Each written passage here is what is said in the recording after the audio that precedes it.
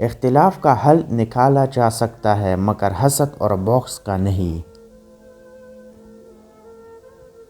انسان کو سب سے زیادہ ذلیل اس کی اپنے من پسند لوگ کرتے ہیں۔ سانپ تو ایسے ہی بدنام ہے، انسان بھی تو ڈستا ہے لفظوں میں زہر ڈال کر۔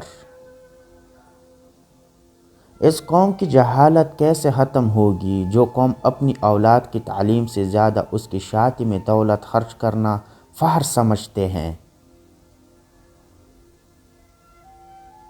کوئی بھی کسی کی ملکیت نہیں ہوتا، وہ ہم ہی کسی کی چاہت میں باقل ہو کر یہ خواہش کرنے لگتے ہیں کہ وہ انسان صرف میرا ہے۔